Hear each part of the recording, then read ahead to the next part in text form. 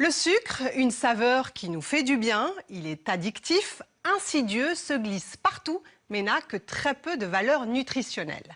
En Nouvelle-Zélande, 65% des adultes sont atteints d'obésité. Les médecins parlent d'une véritable crise sanitaire. Un journaliste néo-zélandais a décidé d'enquêter. Pourquoi son pays est-il touché par ce fléau? Lui-même est-il dans les normes? Il va découvrir, stupéfait, qu'il n'est pas à l'abri de mauvaises surprises. Le sucre, la guerre est déclarée, un documentaire de Nigel Latta.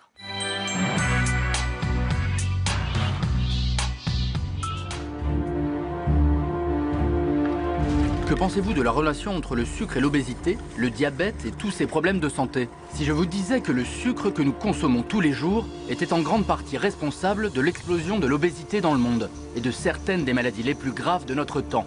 Et si je vous disais que le sucre créait une forte dépendance et qu'il se retrouvait dans bien plus de produits alimentaires que vous ne pouvez l'imaginer, vous penseriez que je dis n'importe quoi pour vous faire paniquer?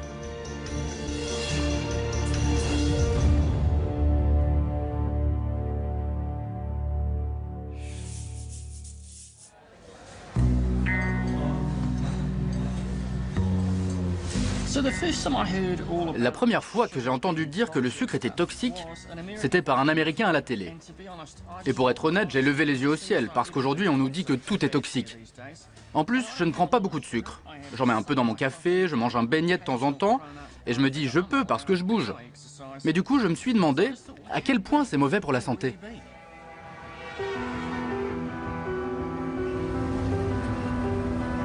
Pour trouver des réponses, je vais rencontrer un des détracteurs les plus virulents du sucre dans le monde. C'est le gars que j'ai vu à la télé, le professeur Robert Lustig, et il fait un carton sur YouTube. Ce produit nous empoisonne.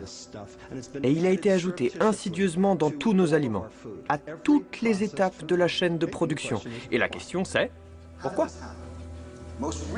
Le professeur Lustig est aujourd'hui reconnu dans le monde entier pour son message anti-sucre. Le sucre a 3 effets que les autres aliments n'ont pas.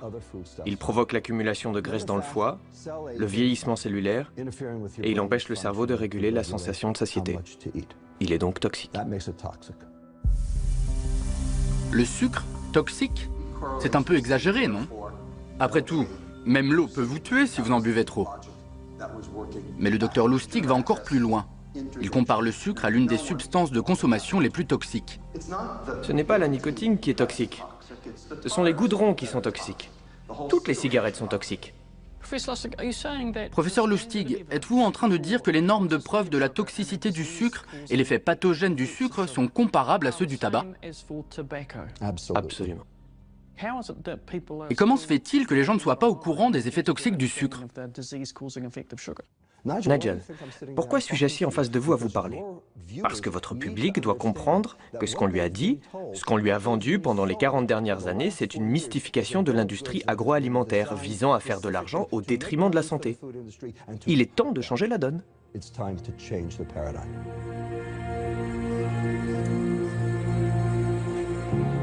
Il faut que ça change, car plus de 65% des Néo-Zélandais adultes et près de 33% des enfants sont aujourd'hui obèses ou en surpoids. Et quand je regarde autour de moi, je me demande dans quelle mesure le sucre en est-il responsable? La première question est de savoir de combien de sucre on a besoin par jour. Et la réponse est 0. Il n'y a aucun processus biologique dans le corps qui nécessite du sucre alimentaire. Un foie a la capacité de métaboliser une quantité de sucre limitée. Un peu, ça va, mais pas trop. Si on dépasse la capacité de métabolisation du foie, on a des problèmes. Et c'est ce qu'on peut voir actuellement.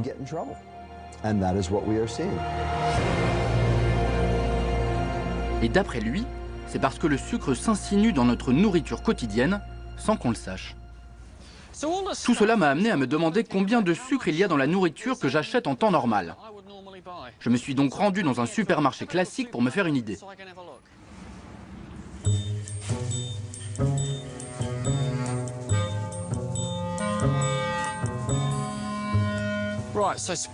Alors les pâtes à tartiner. Évidemment, ce genre de produit chocolat noisette délicieux doit forcément contenir plein de sucre. Et c'est le cas. 2 cuillères à café de sucre par portion. Pour être honnête, je ne pensais pas que ce genre de pâte à tartiner contenait du sucre. Mais en fait, elle contient 11,2 x 2,5, 28 grammes de sucre dans un de ces petits pots, ce qui fait 7 cuillères à café de sucre. Je n'aurais jamais cru qu'il y avait 7 cuillères à café de sucre dans un pot de cette pâte à tartiner.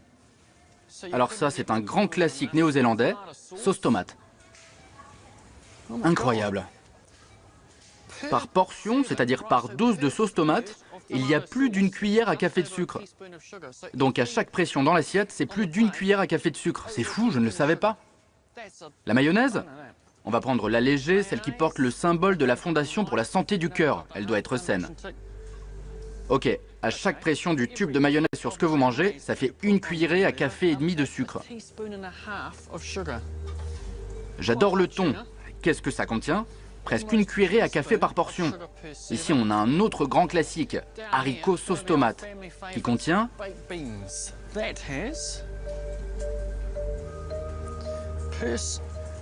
J'y crois pas. Par portion, il y a presque 4 cuillerées à café de sucre. Je m'attends à beaucoup de sucre ajouté dans les boissons gazeuses. Mais étonnamment, on y trouve aussi du jus de fruits. Les fruits contiennent naturellement du sucre, ce qui est bon. Mais dans les jus, il y a des sucres très concentrés. On dirait qu'on ne peut pas y échapper. Ce que je commence à comprendre en me promenant et en regardant les produits que j'achèterais habituellement, c'est que le sucre n'est pas réellement caché. Il est sous nos yeux. Mais on ne le voit pas parce qu'il est présent quasiment partout. Je ne le savais pas, mais je mange beaucoup de sucre sans même m'en rendre compte. Ce qui m'amène à la question, pourquoi le sucre est partout et qui décide de la quantité employée? J'ai donc décidé de rencontrer un technologiste alimentaire dont c'est le métier.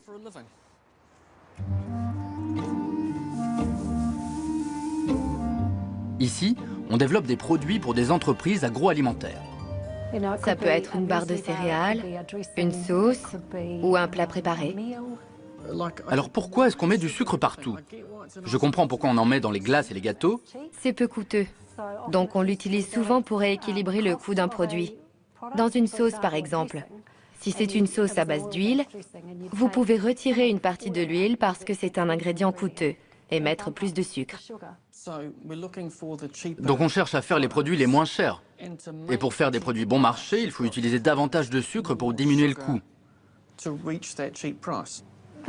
Les responsables marketing pensent que les consommateurs n'iront pas au-delà d'un certain prix. Comment décidez-vous de la quantité de sucre à ajouter? Eh bien, on utilise une méthode empirique. On goûte le produit pour s'assurer qu'il a bon goût, puis il est présenté à un panel de testeurs. Et ce sont des goûteurs professionnels? Qui sont les membres de ce panel? Alors, dans les petites entreprises, c'est généralement le directeur du marketing et parfois même le personnel de bureau. Les plus grandes entreprises ont des moyens de mener des tests sensoriels pour avoir un retour de leurs véritables clients. Ce qui m'étonne toujours dans notre société moderne, c'est que les responsables marketing, qui semblent s'appuyer sur des suppositions et des conjectures, prennent des décisions très importantes. Par exemple, ce sont eux qui décident si la nourriture a bon goût et pas des professionnels du domaine. Le marketing est censé savoir ce que veulent les consommateurs, donc s'il a correctement fait son travail, il est bien renseigné. Mais est-ce vraiment la demande du client qui importe ou est-ce le profit? L'industrie agroalimentaire a continuellement augmenté la dose tout au long du siècle dernier, surtout dans les 30 dernières années.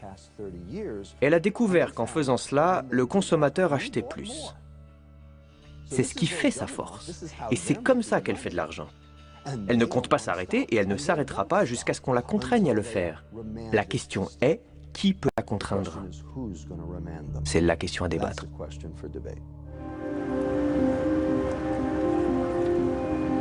J'ai découvert qu'il y a du sucre dans presque tout ce que nous mangeons. Mais en ce qui concerne ma propre alimentation et mon style de vie, j'aime à penser que je fais des choix sains.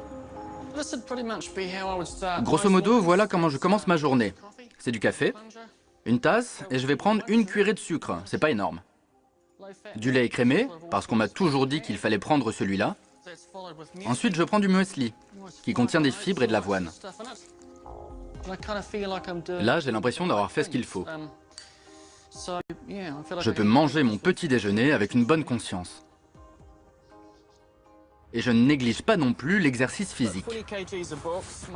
J'ai 20 kilos de bouquins et 15 kilos de cailloux. Si vous voulez vous bouger, il suffit de prendre des trucs lourds et de grimper une colline. C'est parti.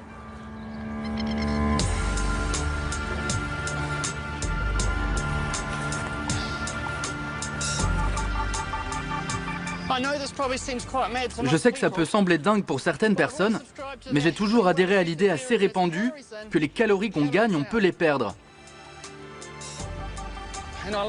Et j'aime me faire plaisir, alors si je fais ça, j'ai droit à ma récompense. Toujours vérifier. Je vais vous montrer la nourriture très saine qui constitue mon repas habituel du vendredi soir.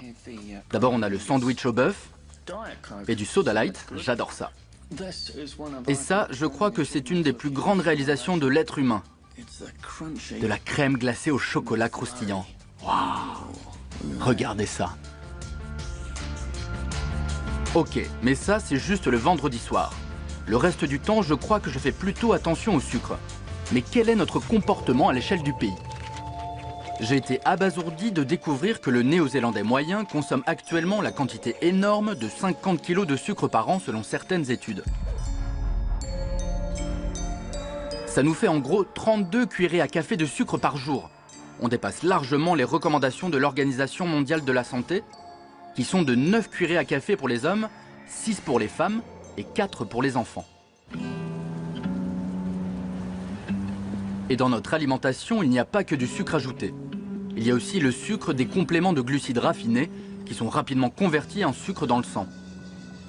Dans le pain, les muffins ou les gâteaux par exemple. Vous pouvez me mettre un de ces jolis beignets avec des amandes effilées dessus? Tous ces trucs bon marché qui sont vraiment bons, peut-être même trop bons. Angela est une jeune femme active qui habite à Auckland. Elle fait les boutiques, ne pratique pas de sport et elle adore le sucre. On est dimanche matin et je grignote. Mon alimentation se compose essentiellement de sucre et de glucides, car je passe peu de temps chez moi. Je travaille beaucoup et je me nourris de fast-food 3 fois par jour. Du fast-food 3 fois par jour? Oui, Qu'est-ce que vous mangez? un burrito, mais ça manque de crème. Où aller pour ne pas avoir à cuisiner ni à faire la vaisselle sans que ça me coûte trop cher? La restauration rapide. Je sais pas, pour moi c'est normal. Voilà mon pot. Du coup, je mange presque constamment dans la journée. J'ai des bonbons sur mon bureau. Et je vais vous montrer ma réserve près de mon lit. Elle est vraiment à portée de main. Mais là, il n'y a pas grand-chose. En général, il y a plus. Alors au risque de passer pour un dingue qui vous accoste dans la rue pour vous demander votre consommation de sucre, pensez-vous que vous êtes peut-être dépendante au sucre? J'aimerais dire non, mais je crois que c'est évident. Oui, certainement. En fait, je ne bois pas, je n'ai jamais été saoule. Je ne fume pas, je n'ai jamais pris de drogue, rien de tout ça. Et je me dis que j'ai bien le droit d'être complètement accro à une chose. En l'occurrence, le sucre.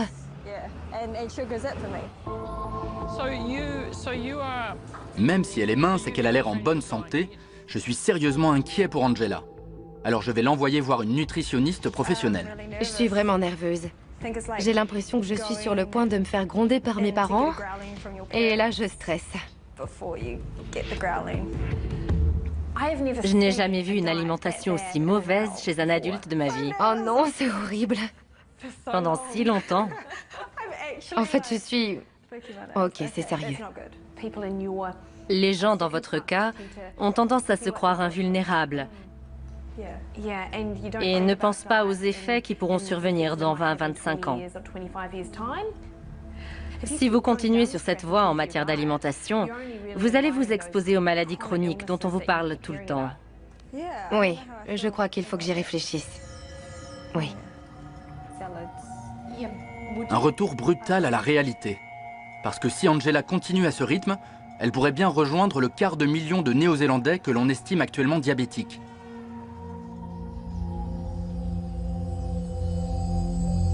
Ici, au Middlemore Hospital, dans le sud d'Auckland, on s'occupe des malades.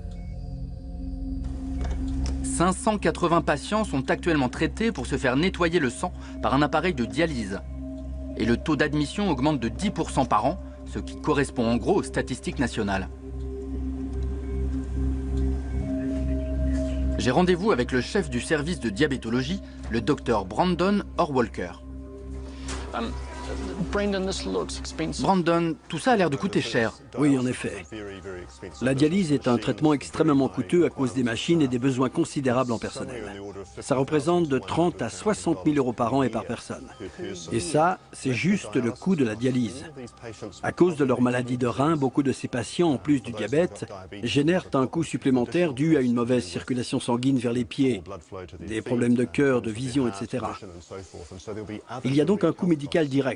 Mais il y a aussi un coût encore plus élevé dû au fait que ces personnes qui pourraient travailler doivent interrompre leur vie pour se brancher à une machine.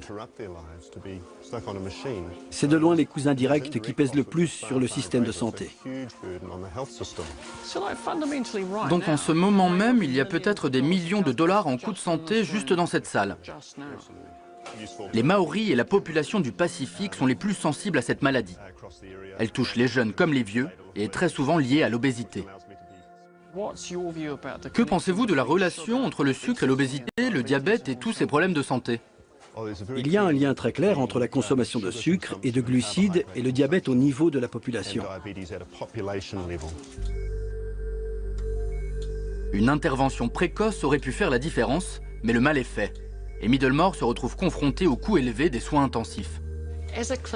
D'après vous, au cœur du problème en tant que clinicien, comment devons-nous, en tant que citoyens, réagir face au sucre? Le plus simple, c'est de réduire la prise de sucre en identifiant ce qui n'a aucune valeur nutritionnelle ajoutée. Il faudrait donc diminuer la consommation de boissons sucrées. Est-ce que vous avez très mal aux pieds? Non. Nigel, M. Chand est un patient similaire à ceux qu'on voit souvent à l'hôpital et qui souffre de nombreuses complications liées au diabète. Ces complications ont entraîné des infections et l'amputation de son gros orteil. Mais il a aussi d'autres complications. Il a des problèmes aux yeux, aux reins et au système nerveux. Et à quoi est dû votre diabète selon vous? Eh bien, en fait, je prenais trop de sucre. Et voilà ce qui m'est arrivé. Il y a toujours eu des diabètes dans ma famille. Vous savez, chez moi, ma mère prenait ses pilules, mon père prenait les siennes. Marilyn a 53 ans. Elle souffre de diabète depuis 20 ans et d'une longue liste de complications qui y sont liées. J'ai subi un décollement de la rétine. J'ai des cataractes qui se forment sur les yeux. Oui, et on m'a posé un stent l'an dernier. Dans votre cœur? À quelle fréquence faites-vous des dialyses et combien de temps prennent les séances? Ah, je viens 3 fois par semaine et ça me prend 4 heures à chaque visite. À chaque fois. Si c'était à refaire, qu'est-ce qui aurait fait la différence pour vous? Mon alimentation. Toutes ces choses sucrées que je n'aurais jamais dû manger. Quel genre de choses? Je mangeais une dizaine de donuts. Vraiment? Oui. Je mangeais aussi du chocolat, des bonbons. Je mettais plein de sucre dans mon thé, je buvais des boissons gazeuses. Combien de cuillerées? J'en mettais 4. Marilyn, on dit qu'il est possible d'être dépendant au sucre, de ressentir le besoin d'en prendre. Est-ce que c'était votre cas?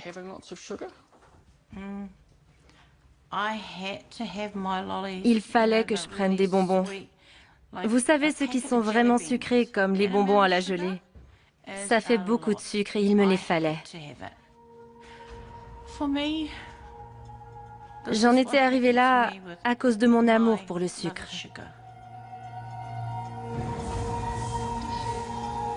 Moi aussi j'aime le sucre. Et tout ça commence à me faire légèrement douter. Quel est mon taux de sucre dans le sang? Je vais faire des analyses pour le savoir précisément. Le sucre est largement responsable de l'explosion de l'obésité dans le monde et de nombreuses maladies liées à l'obésité.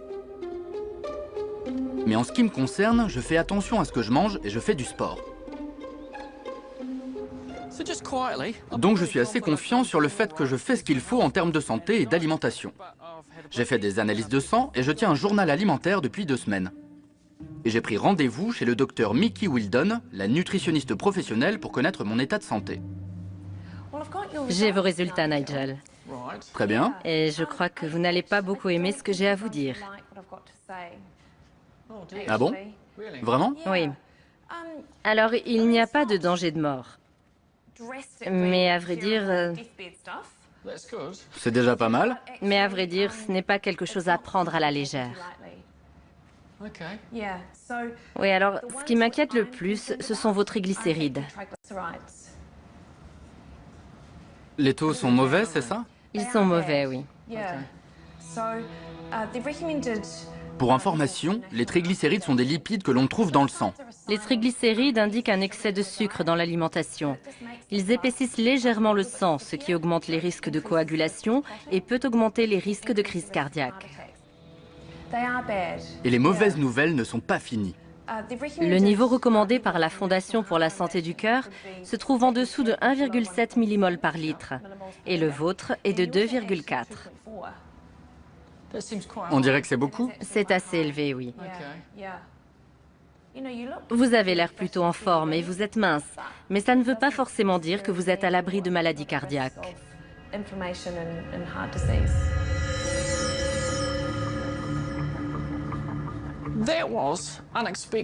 Je ne m'y attendais pas, et pour être franc, ça m'a étonné. Je pensais qu'on me dirait « vous êtes en pleine forme, vous avez une excellente alimentation ». Et au lieu de ça, je découvre que mon régime alimentaire, mes résultats sanguins sont assez mauvais.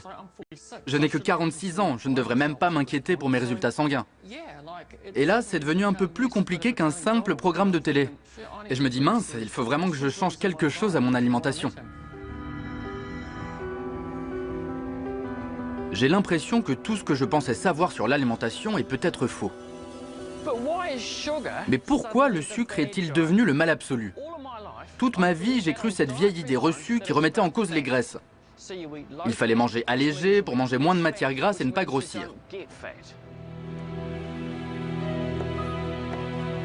La révolution de l'allégé a démarré dans les années 70-80, alors qu'on commençait à s'alarmer sur les maladies cardiaques. Le rôti familial avec ses graisses saturées naturelles est devenu has-been. Et l'allégé est devenu tendance. Quand ils ont retiré les graisses de la nourriture avait le goût du carton. L'industrie agroalimentaire le savait. Il fallait faire quelque chose. Mais quoi? Ils ont mis du sucre. Et l'allégé ne nous a pas rendus plus maigres. C'est même tout le contraire. On s'est mis à devenir de plus en plus gros et mal portants à mesure que la dose de sucre dans la nourriture augmentait.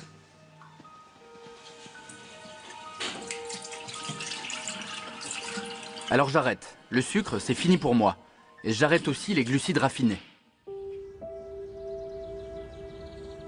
Au Nelson Hospital, on associe directement le sucre à un autre risque incroyablement grave pour la santé.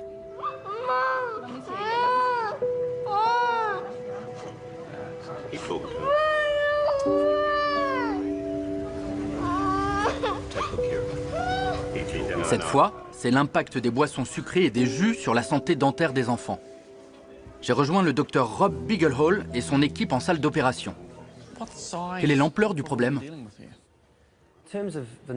En termes de chiffres, le nombre d'enfants qui se font extraire des dents chaque année est énorme. L'année dernière, 34 000 enfants de moins de 14 ans se sont fait extraire une ou plusieurs dents, et on sait que ce chiffre augmente d'année en année. Rob, même pour quelqu'un qui n'y connaît rien comme moi, on dirait qu'il y a un problème, non? En effet, Nigel. Ce que je vois là, c'est que toutes ces incisives ont des trous et des caries. Les points d'ombre ici, ce sont des caries. Ce qu'on peut aussi voir, c'est la dent permanente en haut. Malheureusement, cette dent noire écariée jusqu'au nerf devra être extraite. C'est pire que ce que j'imaginais. Et totalement évitable. Cette dent va sortir. Les parents nous ont dit qu'ils avaient une alimentation très riche en boissons sucrées. Et les boissons sucrées sont la source numéro 1 de sucre dans l'alimentation des enfants. Ils ont avoué qu'ils lui donnaient du soda au biberon. Je n'aime pas l'idée d'un état hyperprotecteur, mais certains en auraient bien besoin. Cette anesthésie générale coûte environ 3 000 € aux contribuables.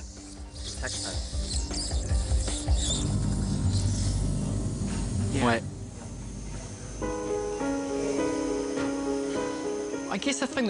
Je crois que ce qui m'a vraiment frappé, c'était le spectacle. Dans la salle, il y avait des anesthésistes, un dentiste, des chirurgiens, des infirmières de bloc opératoire et une quantité énorme de matériel. Ça a duré 3 heures et je me disais que tout ça aurait pu être évité.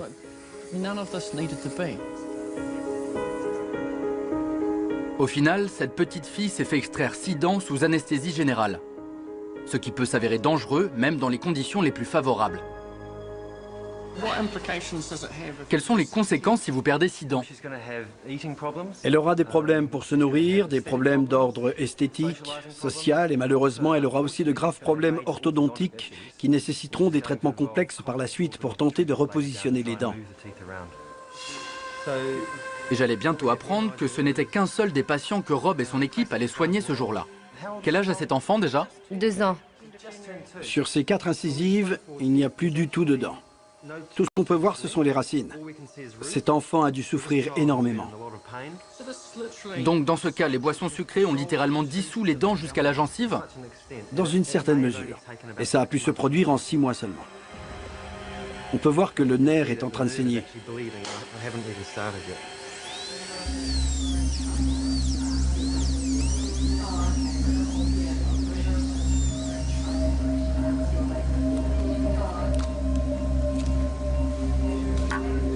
Pour un parent, c'est une vision insoutenable.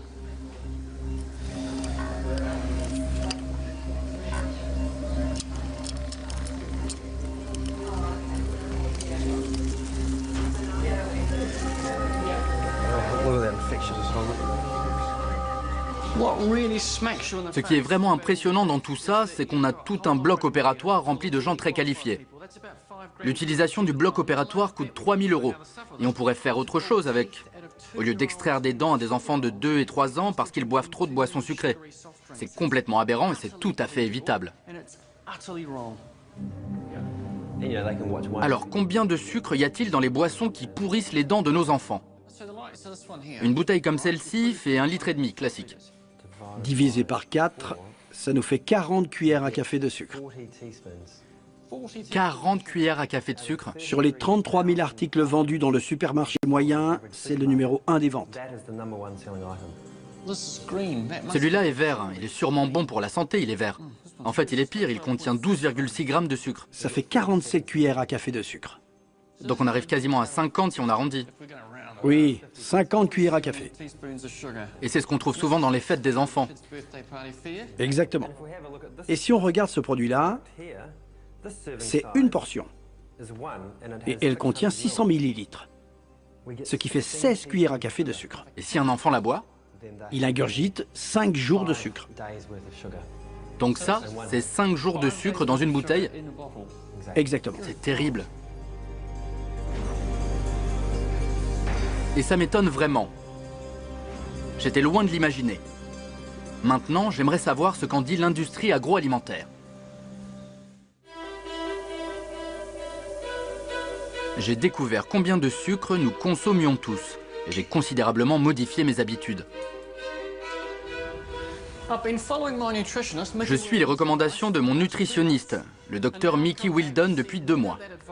Et je suis revenu pour vérifier si ces conseils ont eu un impact sur mes niveaux inquiétants de triglycérides. Alors Mickey, au bout de 2 mois, que donnent les analyses? Eh bien, Nigel, on a de très bons résultats. Vos triglycérides étaient à 2,4 la dernière fois qu'on s'est vu, et ils sont tombés à 1,5, ce qui est très bon. C'est bien. C'est excellent, parce que les niveaux de graisse élevés dans mon sang pouvaient provoquer des attaques et des crises cardiaques. Et il y a d'autres bonnes nouvelles. J'ai perdu 3,5 kg en 10 jours à cet endroit. Je peux serrer ma ceinture d'un cran de plus. Les conséquences sont importantes pour moi. Et elles le sont aussi potentiellement pour l'économie mondiale. Le Crédit Suisse, l'une des plus grandes banques du monde, a également pris part au débat en établissant un lien direct entre la consommation excessive de sucre, l'augmentation globale du diabète de type 2, l'obésité et un phénomène appelé syndrome métabolique.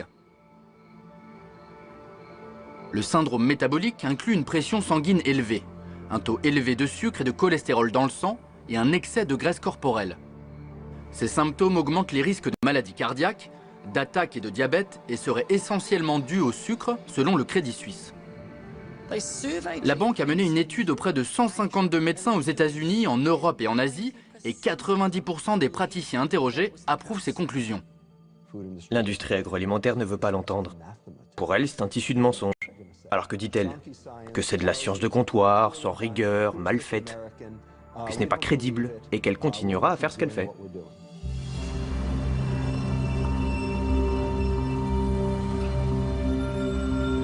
L'industrie agroalimentaire a sa propre interprétation de la science. Et je veux connaître son opinion sur le professeur Lustig et son message sur le danger du sucre.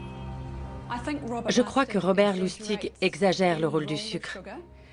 Je crois que ses arguments tiennent en grande partie du mélodrame. Certains de ses propos sont considérés comme hystériques. Et si vous interrogez un certain nombre de chercheurs éminemment respectés en Nouvelle-Zélande et dans le monde entier, ils vous diront « Cette personne soulève le problème de la surconsommation de sucre, mais affirmer sans nuance que le sucre est toxique et que le sucre est un poison est absolument faux. » Peut-être. Mais le sucre est fortement impliqué dans des problèmes de santé publique. Alors pourquoi ne pas augmenter son prix? Pourquoi ne pas créer une taxe du sucre? Une taxe sur les sodas n'a jamais changé grand-chose au problème de l'obésité. Pas plus qu'une taxe sur les graisses. Le problème n'est pas le sucre ni les graisses. C'est un tout. C'est la suralimentation et le manque d'exercice. En ce qui concerne les boissons sucrées, et en particulier les sodas, je crois qu'il est intéressant de constater qu'elles sont bien souvent moins chères au litre que l'eau dans le même commerce. Et je crois qu'on pourrait rééquilibrer cela en modifiant la structure des coûts, chose que l'industrie n'a jamais faite d'elle-même. Au contraire, elle a fixé l'eau à un prix plus élevé. Oui, c'est intéressant, car l'industrie affirme que ça ne changera rien du tout. Et c'est intéressant de voir que le prix influe sur la catégorie de population qui consomme les boissons sucrées. Et là, ce sont typiquement les enfants et les plus pauvres. L'industrie agroalimentaire prétend qu'une taxe sur le sucre ne ferait qu'augmenter le prix des aliments, ce qui nuirait surtout aux plus démunis. Mais le New Zealand Medical Journal a publié une étude qui affirme qu'une taxe de 20% sur les sodas sauverait des vies et générerait des millions pour les programmes de santé. Apprendre à être adulte, ça consiste aussi à faire ses choix. Car les choix que nous faisons ont un impact sur nos vies. Le gouvernement ne peut pas nous tenir par la main et prendre les décisions à notre place. C'est exact. Le gouvernement ne peut pas choisir pour nous ce que nous mettons dans notre caddie, et je n'ai pas envie de vivre dans un pays qui exerce un tel contrôle. Vous me dites qu'il faut faire en sorte que les gens se responsabilisent et fassent de meilleurs choix d'alimentation. Mais est-ce que c'est en adéquation avec les campagnes marketing très habiles et très ciblées des compagnies qui veulent vendre leurs produits? Personne ne peut croire une seule seconde qu'une campagne marketing peut vous forcer à mettre quoi que ce soit dans votre caddie. La consommation relève du choix personnel et du fait de comprendre toute l'importance de manger modérément. Mais le psychologue qui est en moi ne peut pas s'empêcher de penser qu'ils sont très forts pour influencer notre comportement. Ma question se pose dans un contexte de... Je ne crois pas. Je crois que les campagnes de publicité me donnent l'information dont j'ai besoin en tant que consommateur, mais c'est moi qui décide ce que je mets dans mon caddie.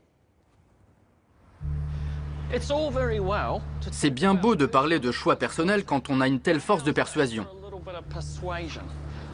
Je reviens du supermarché où j'ai acheté 3 bouteilles d'1,5 litre de soda pour 3,60 €. 3,60 €.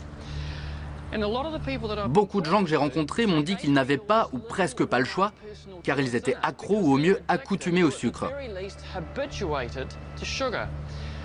Alors, est-ce qu'il ne serait pas temps que l'industrie agroalimentaire prenne davantage de responsabilités? En fin de compte, l'industrie agroalimentaire se moque de ce qu'elle vend tant qu'elle arrive à vous le vendre. Tant que ses profits seront préservés, elle vous vendra ce que vous voulez.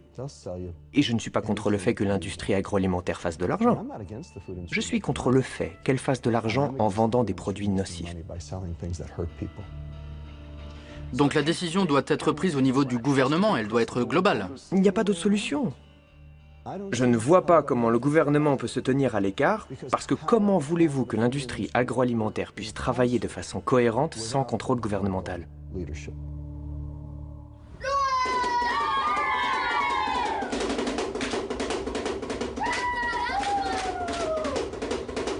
Pendant que les deux camps se retranchent à Yendaraskul dans le sud d'Auckland, on a arrêté d'attendre et on agit.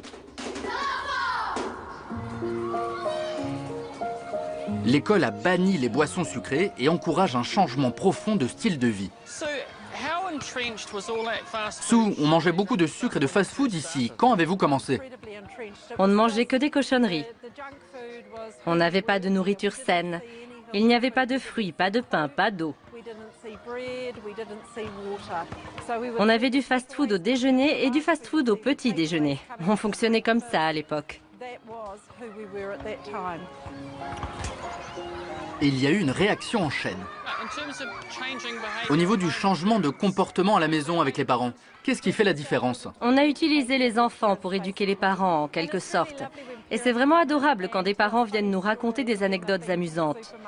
Ils vont faire les courses avec leur enfant de 5 ans qui leur dit « Non, on ne peut pas acheter ça, il faut manger sainement et ça, ce n'est pas possible. » Pas de fast-food ici. Et d'après le directeur de l'école, les élèves mincissent de façon visible. Alors les enfants, vous avez quoi à déjeuner aujourd'hui? Une énorme portion de carottes. Et qu'est-ce que c'est?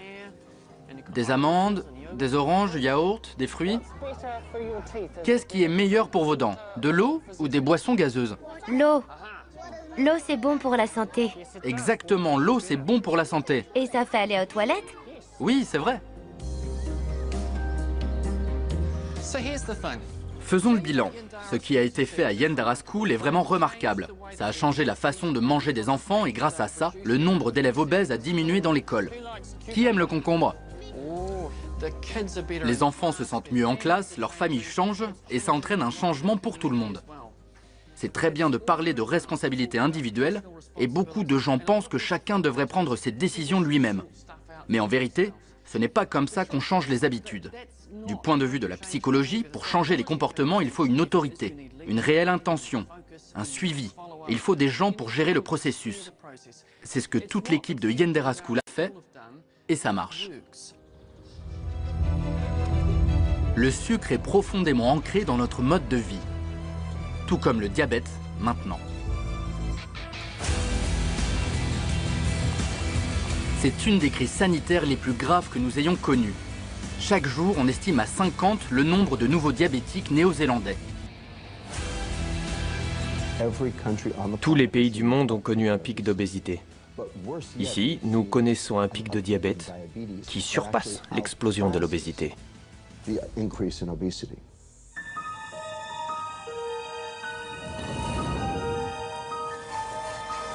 Pouvons-nous inverser la tendance en diminuant nos doses de sucre? À Paraparaumu, tout près de Wellington, Marianne est la preuve vivante que c'est possible. Ça sent bon. Et c'est bon. Ma mère et ses sœurs ont toutes souffert d'un diabète grave. Et ma mère a fini par subir une greffe de rein. Et avant ça, elle était en dialyse.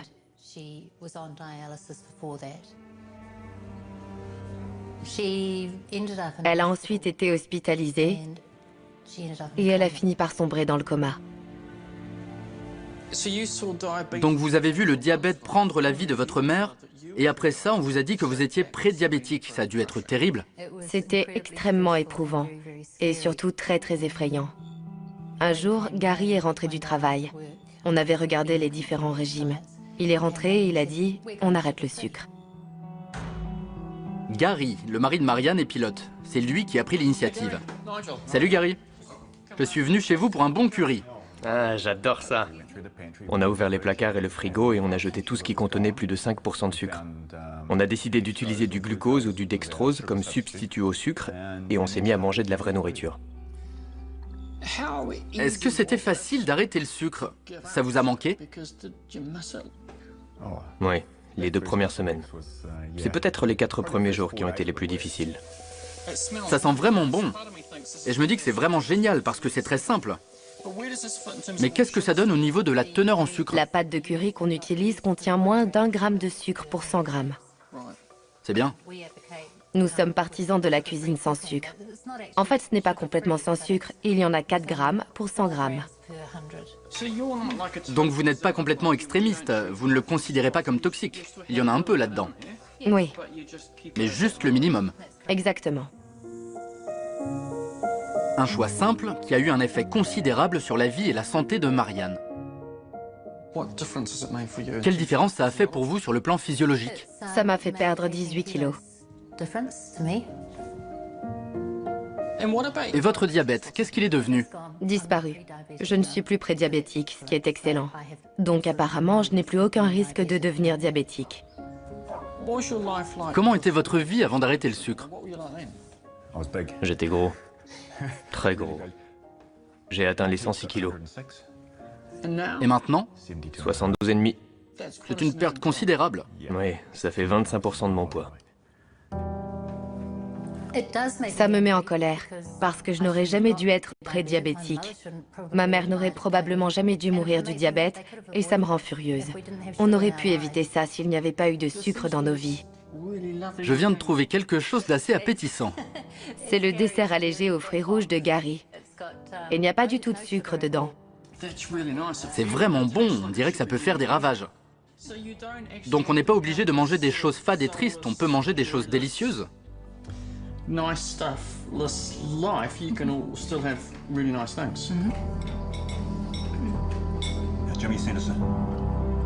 Les résultats parlent d'eux-mêmes. Gary et Marianne se régalent d'un bon repas et sont en bonne santé, essentiellement parce qu'ils ont réduit leur consommation de sucre. Quand je me suis lancé dans cette aventure, je pensais être en bonne santé, modéré en toutes choses. Je prenais un peu de sucre parce que je faisais de l'exercice. En fait, j'étais bien loin de la réalité. Mon sang contenait trop de graisse qui pouvait provoquer des attaques et des crises cardiaques. J'ai découvert que notre alimentation riche en sucre et les quantités de soda qu'on consommait nous plongeaient dans une grave crise sanitaire. Les enfants qui vont à l'hôpital pour se faire arracher des dents sont de plus en plus nombreux. Ce qu'on sait, c'est qu'on ne donne pas à nos enfants de 2 ans du tabac à fumer ni de l'alcool à boire. En revanche, on donne à des enfants de 2 ans des boissons sucrées. C'est assez simple.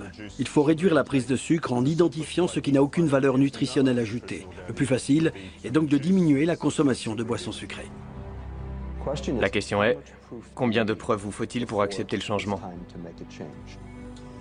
Il faut inverser la tendance. C'est une crise sanitaire. Il n'y a qu'un seul moyen de le faire. Se débarrasser du sucre dans la nourriture. Alors j'ai arrêté le sucre. Résultat, mon analyse de sang était bonne et j'ai perdu du poids. Le sucre est responsable de toutes sortes de maladies. J'ai lu des études et j'en suis convaincu. Bien sûr, les portions énormes, les aliments transformés et le manque d'exercice ont également une part de responsabilité. Mais on ne peut pas forcer les gens à faire du sport. En revanche, on peut limiter notre consommation de sucre. Si nous ne faisons rien, l'impact sur notre système de santé sera terrible.